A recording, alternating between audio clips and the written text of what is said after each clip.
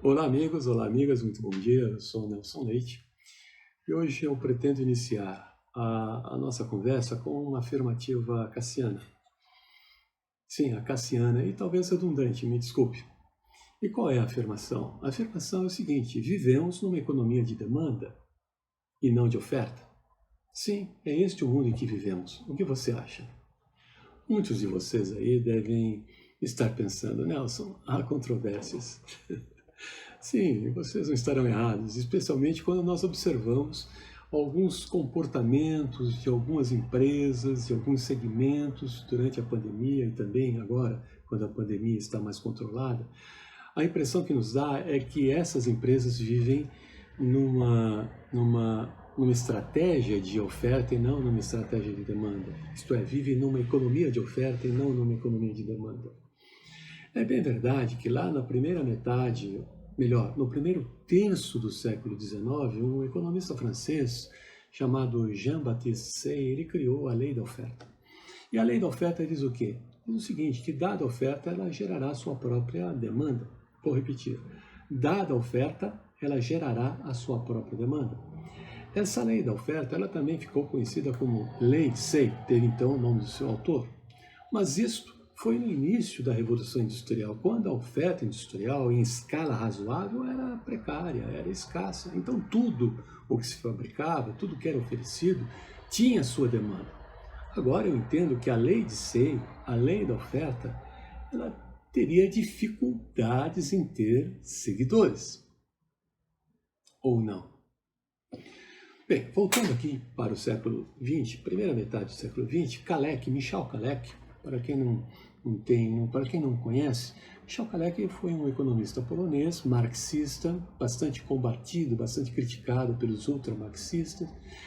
Ele trabalhou em Varsóvia, ele trabalhou na Inglaterra, nos Estados Unidos e trabalhou no México.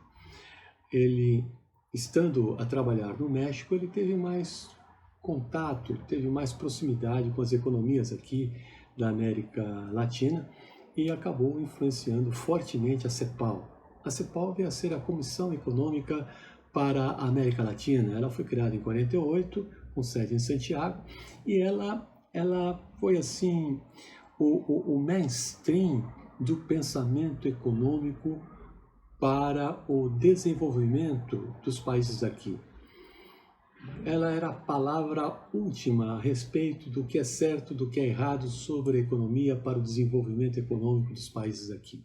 Durante décadas, muitos dos nossos economistas não só se empregaram lá, mas foram duramente, fortemente influenciados pela CEPAL. Alguns até se tornaram políticos. Muito bem.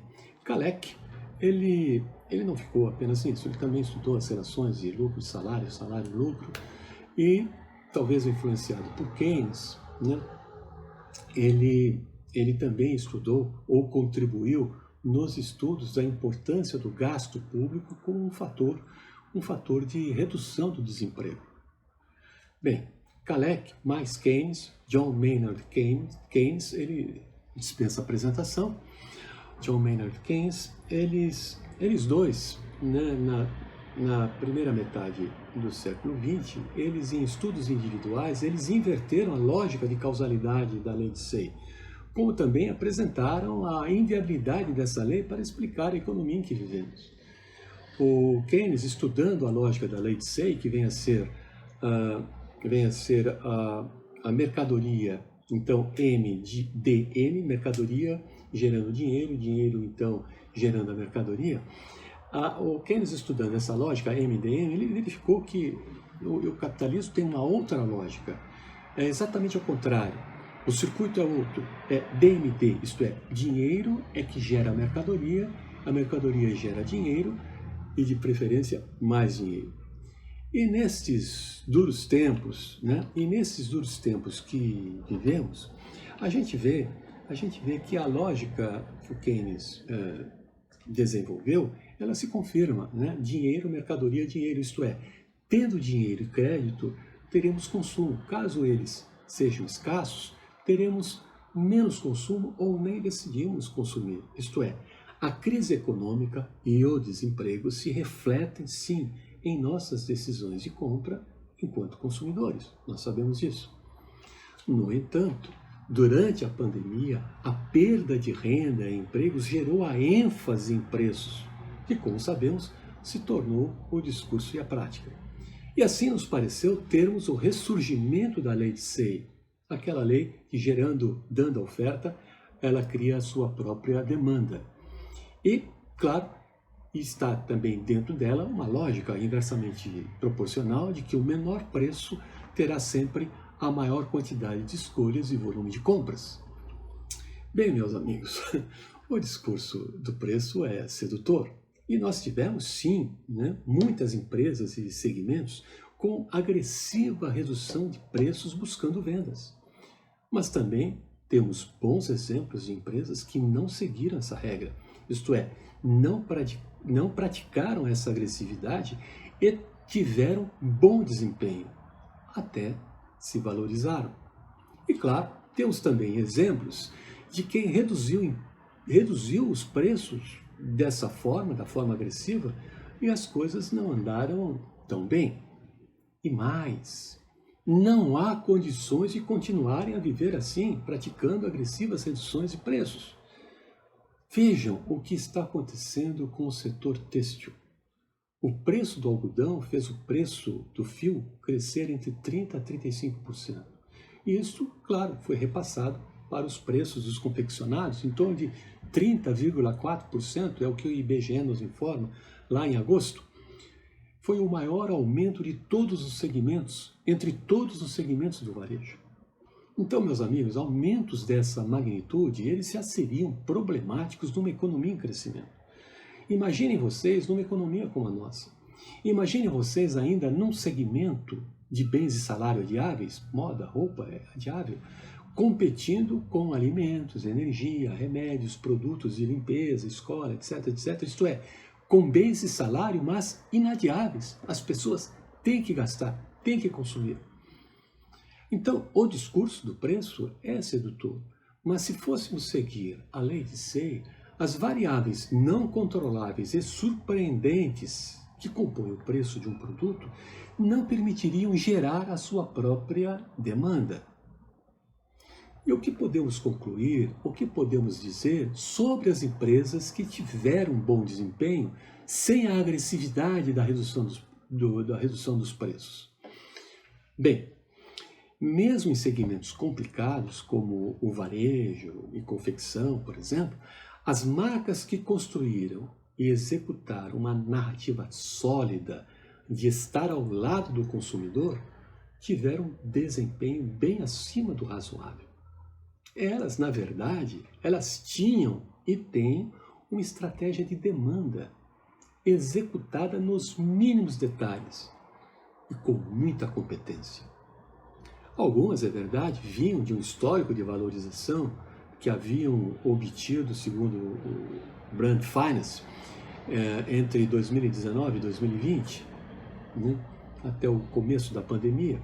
Essas marcas, como a Renner, por exemplo, a Renner teve um aumento, uma valorização, vamos dizer assim, de 17,6%, o Magazine Luiza de 8,7%, as Havaianas tiveram de 26,2%, a Ambev também, juntando as suas marcas, também teve um crescimento enorme e elas continuaram na pandemia e no pós, e agora com a pandemia mais controlada, elas continuam pisando forte no acelerador.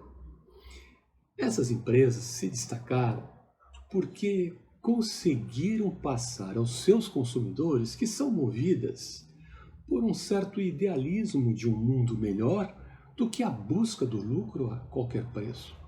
E foram coerentes, desenvolvendo ações de ajuda para vários setores em regiões e cidades em que atuam, seja na doação de máscaras, aventais, a profissionais de saúde ou nas campanhas de arrecadação de alimentos, material de higiene, limpeza e por aí vai. Muito bem. Elas se destacaram também porque, essa é a verdade verdadeira, porque procuraram estabelecer um equilíbrio entre preço, confiança e muita inovação. Inovação onde? Inovação no ambiente de negócios, no mix de produtos e serviços, no omnichannel, na comunicação, nas relações com seus funcionários, e fornecedores e utilizar o seu investimento em tecnologia para turbinar, microsegmentar suas narrativas ao seu público-alvo. E também criaram ou ampliaram um ecoambiente tecnológico com mais parcerias, com mais startups. E tudo isso, claro, focado na identificação com as necessidades dos seus consumidores. Não foi jogado assim para o alto. Muito bem. Passado o pico pandêmico, claro que essas empresas estarão se aperfeiçoando ainda mais com os dados e informações obtidos pelas suas equipes de inteligência de mercado. Nizam Guanais, que também dispensa apresentações, ao declarar recentemente que uma marca é feita de produtos, serviços e memórias, e que as marcas que estão próximas das pessoas no dia a dia constroem relações mais duradouras e serão lembradas no futuro, Nizam Guanais vem nos confirmar que o desafio de obter, manter e ampliar clientes e consumidores vai muito além do preço. E aí, me permitam, eu lhes pergunto meio provocativo. Sua empresa, no momento, está executando uma estratégia de demanda ou uma estratégia de oferta, achando, como economista francês do século XIX, Janset, que basta termos a oferta que ela criará sua própria demanda?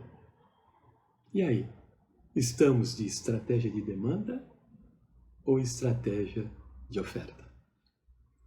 Meus amigos, era isso que eu gostei de conversar com os senhores. Muito obrigado pela atenção, tenham um bom dia, uma excelente semana. Até mais.